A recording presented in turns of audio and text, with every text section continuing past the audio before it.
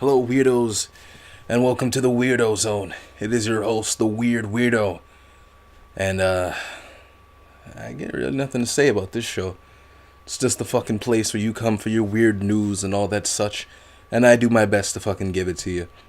So we're gonna get right into it today, and the first news story is headline: Gambler leaves casino to rob bank, comes back to gamble more.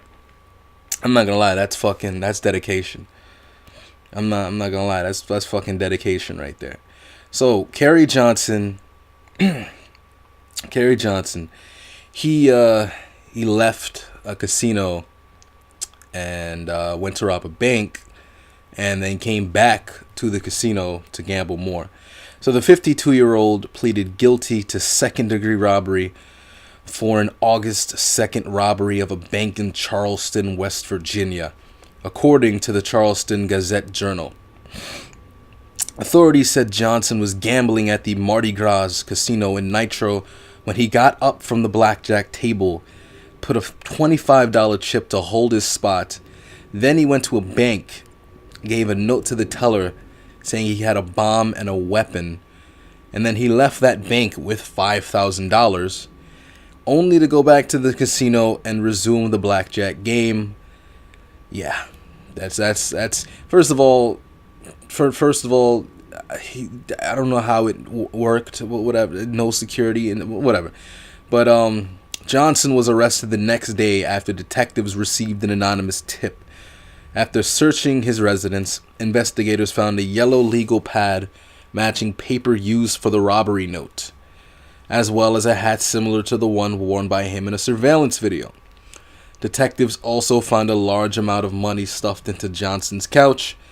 They also recovered $500 of the stolen money from the same table where he had been playing blackjack. Yeah.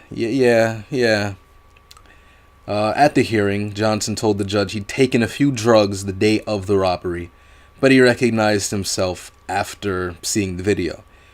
He's going to learn how much time he's going to spend in prison when he's sentenced on March 2nd. Boy, if you're going to do a robbery, do it right. Do it right. But I mean, he was on drugs. He was on drugs. Another reason why you should only do drugs responsibly, or don't do them at all. But the next story, and this affects many people. Well, it only affects people in Mississippi, but this might be relatable for people in New York. GOP lawmaker in Mississippi proposes fines and psychological counseling for saggy pants. Whoo, baby. A Mississippi lawmaker really doesn't want to see your underwear, because nobody is unless you fucking. Tom Weathersby, a Republican serving in the state's House of Representatives, has proposed a law that could lead to fines and even counseling for people who wear sagging pants, or a style in which pants hang so low that the underwear is exposed. Personally, I like to see people dressed when they are in public, and I like to see people with their pants up. I do too, man. I do too.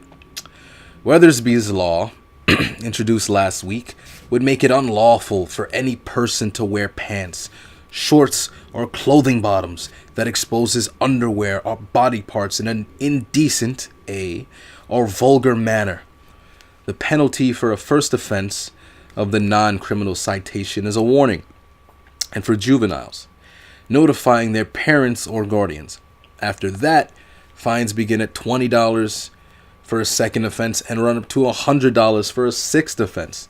The sixth offense would also include psychological and social counseling by the Department of Human Services and the Department of Mental Health. Yeah. Oh yes. I mean, hey, somebody had to do it. Somebody had to do it. Pull up your damn pants, man. Pull up your damn pants. Ain't no one trying to see the doo-doo stains. This is not really the first community to try and do this. Other communities that have banned saggy pants over the years include Opelika, Florida, Wildwood, New Jersey. So, I mean, yeah. It's I mean, I don't want to see it, I believe in freedom of choice, but I don't want to see the shit. I don't want to see the shit. And people say, well, you don't want to see shit. Fucking don't look at it. I'm just like, yo, if I'm walking behind you, and it's a small street where I can't get around, I'm going to have to look at you freaking right there. I'm just like, come on, son. Come on. Come on, man. Come on. Now, next article. Restaurant gives diner a $30.95 seen rat discount. And you didn't mishear that. Seen rat. So, a restaurant in Folsom, California has egg on its face after the bizarre customer service reportedly offered a customer who claimed she saw a rat on the premises. She didn't receive a free meal, just a $30.95 discount off of her $116.80 bill, and a note on the receipt that said "seen rat" in all caps. Oh boy, oh boy. Since then, it's been posted on Facebook along with an account of the incident to let other area diners know. Oh boy. The female diner, who has not been identified and who her friend wrote isn't on Facebook, because it was her friend who put it on Facebook, not the woman herself, was eating at Fat's Asian Bistro when she saw a rat run over her feet. The woman notified a server about the rat, but no manager came over to her table to apologize, according to the Facebook post. Oh boy. Oh boy. Oh boy.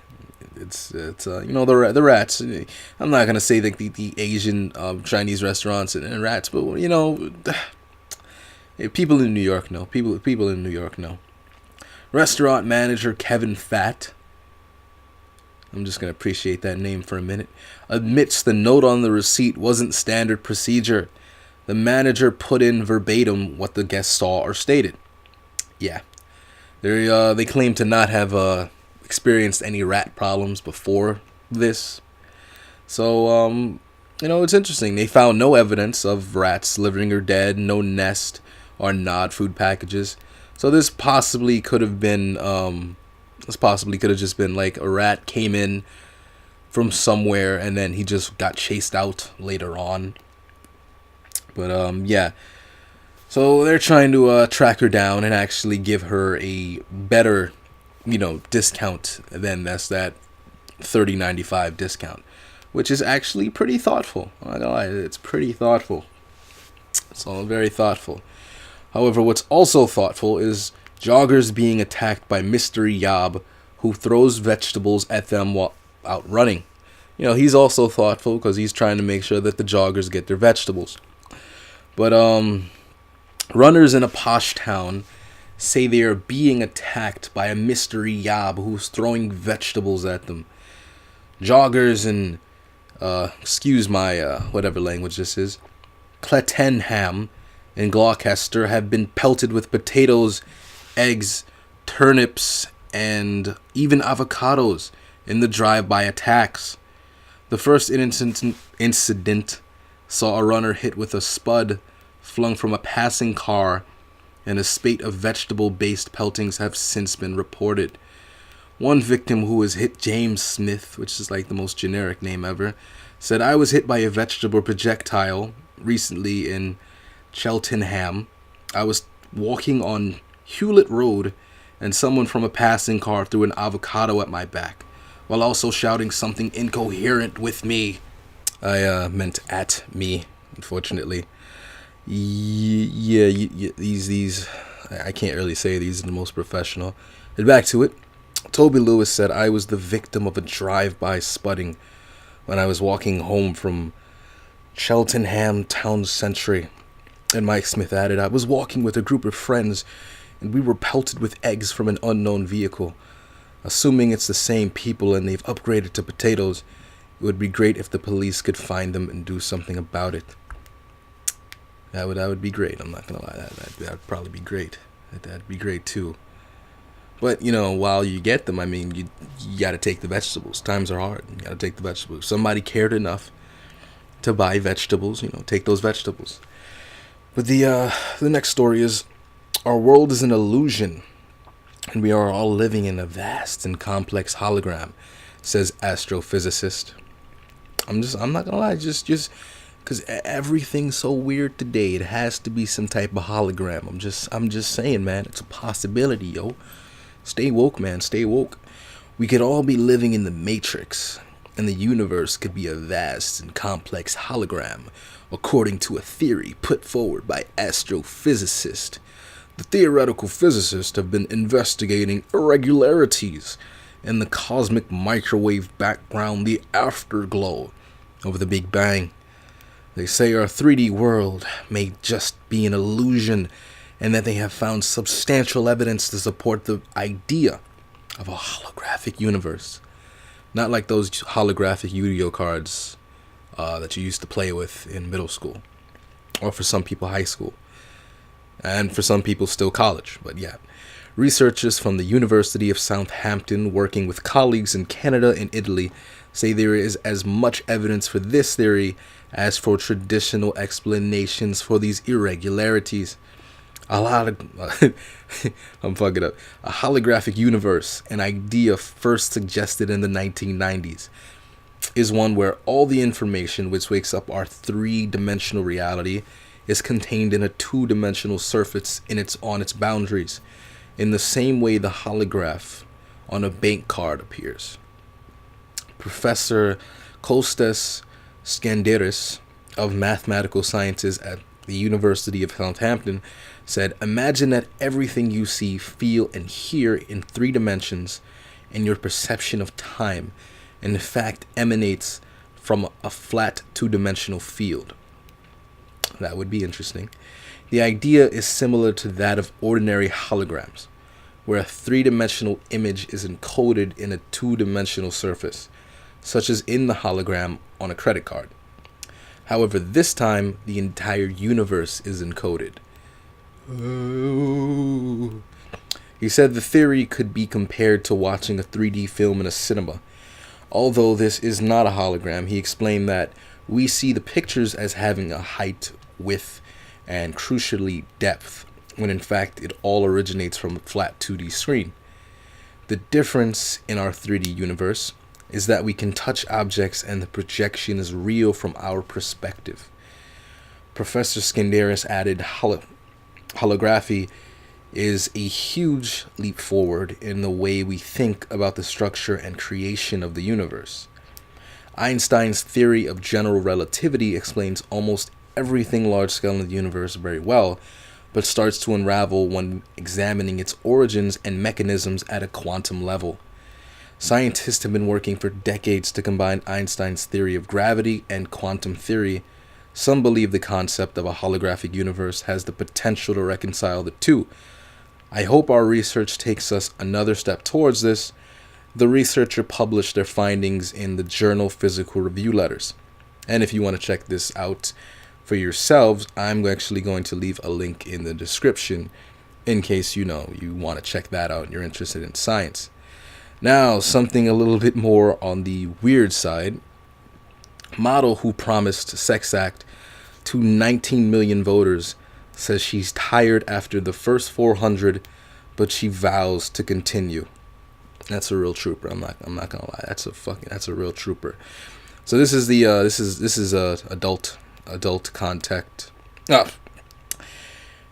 This is adult content. So if you don't enjoy hearing about sex, this is I refuse to say trigger warning, but it's just a friendly putting out there.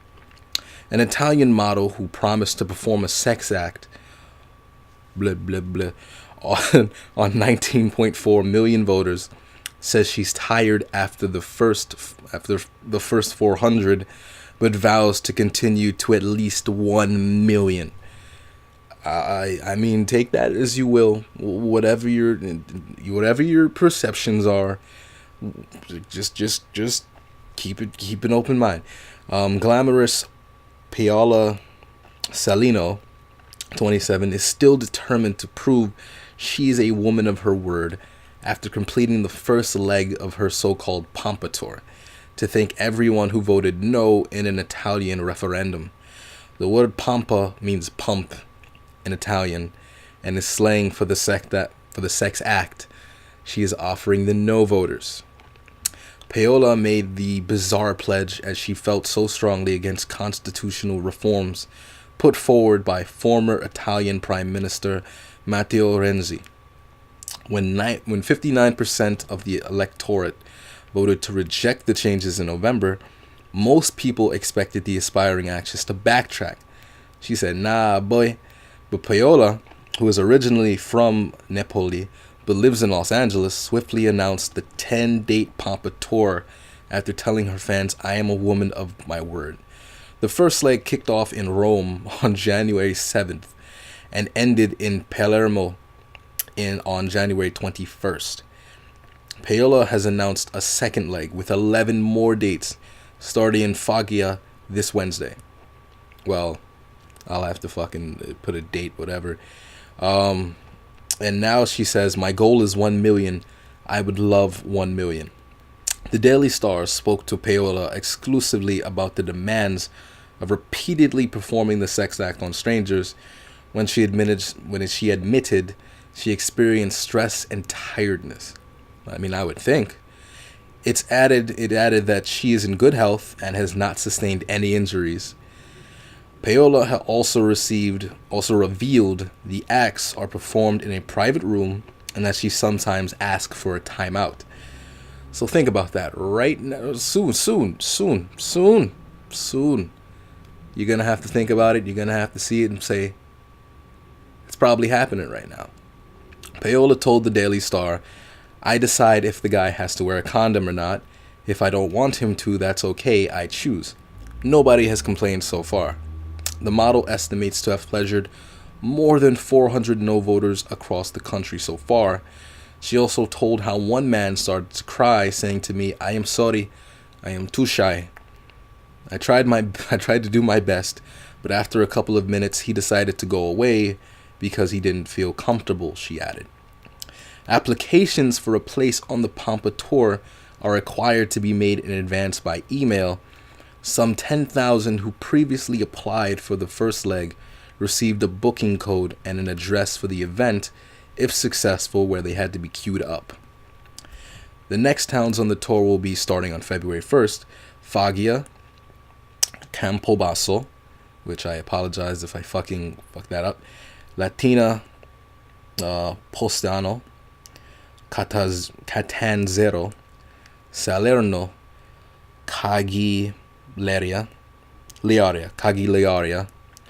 Budoso,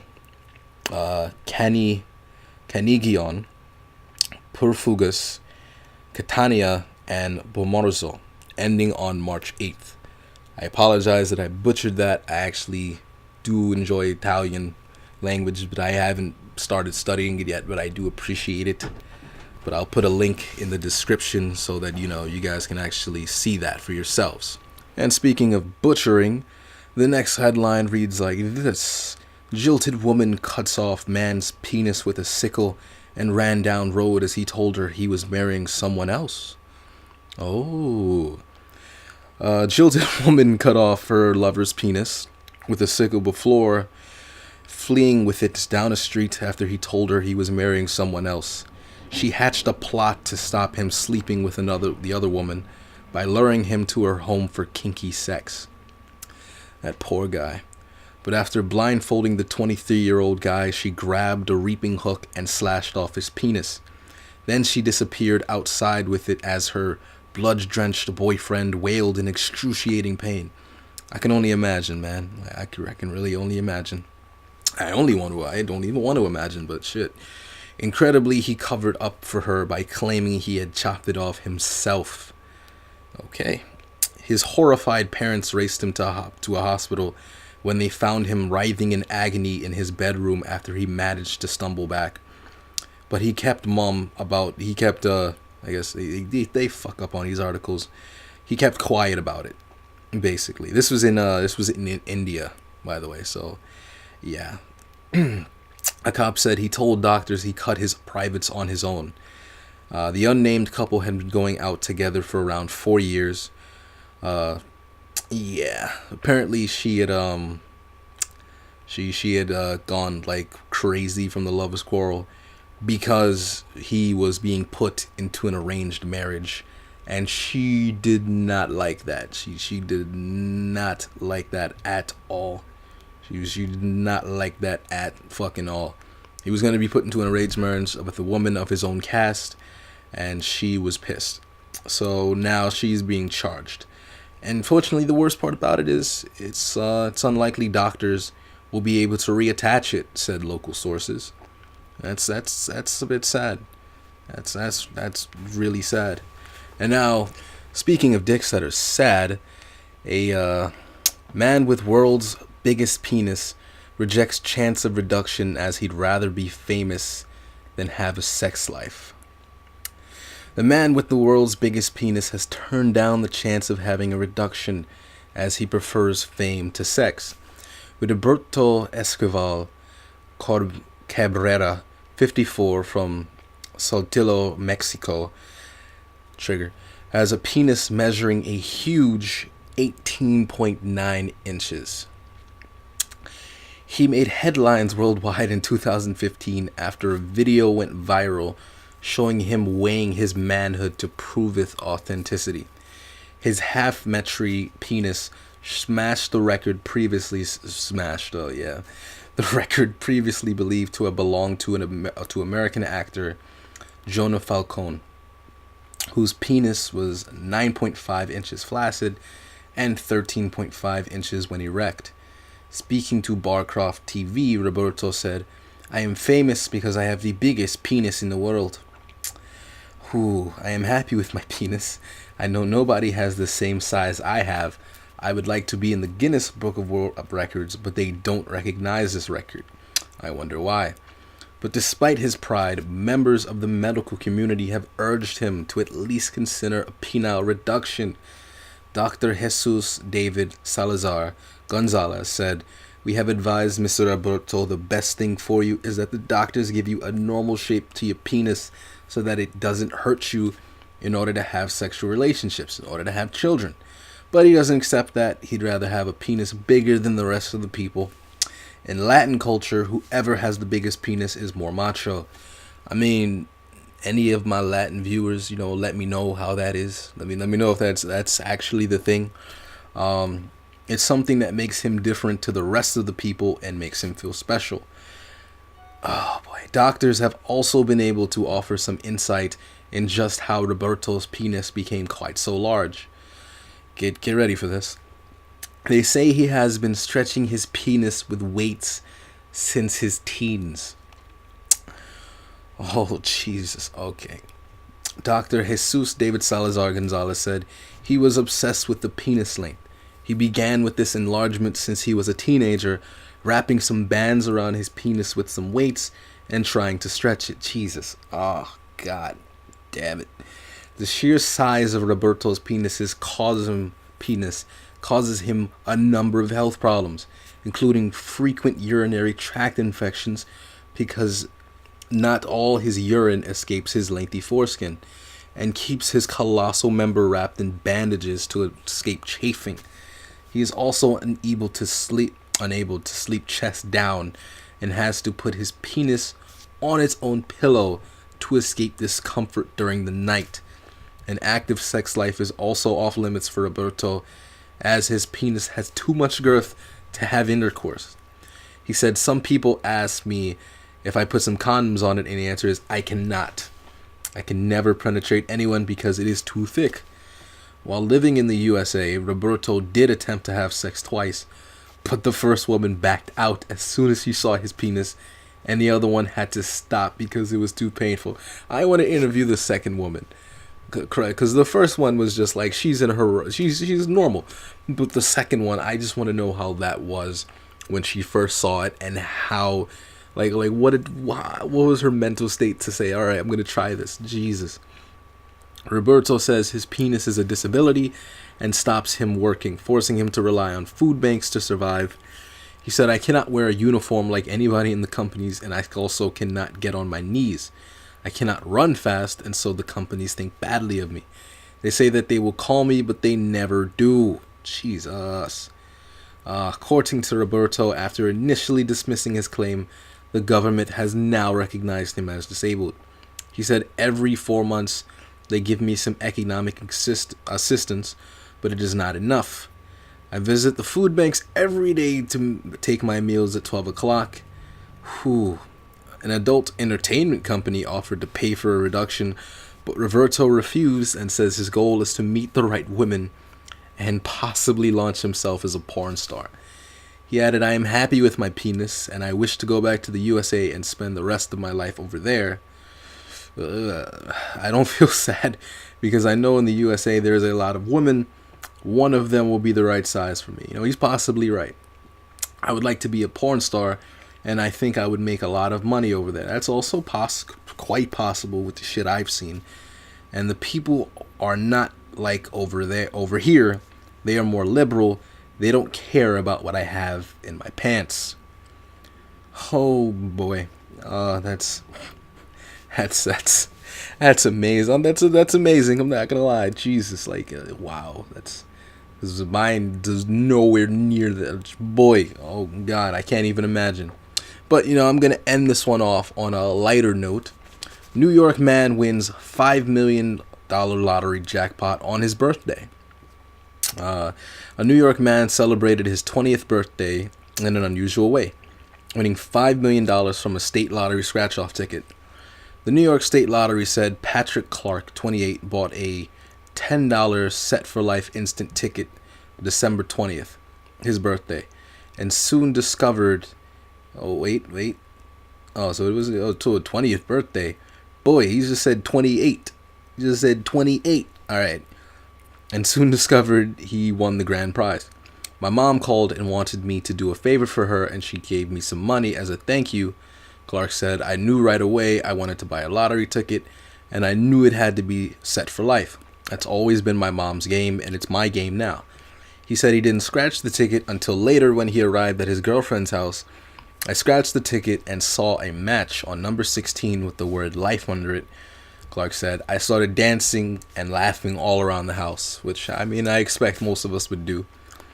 Clark chose the option of a lump sum payment totaling over $2 million after required withholdings. I was very surprised that I won the jackpot and feel very blessed. It means I won't have to worry so much. There will always be something to worry about. For once, it won't be money. And it's a very good thing. I'm happy for him. I'm happy.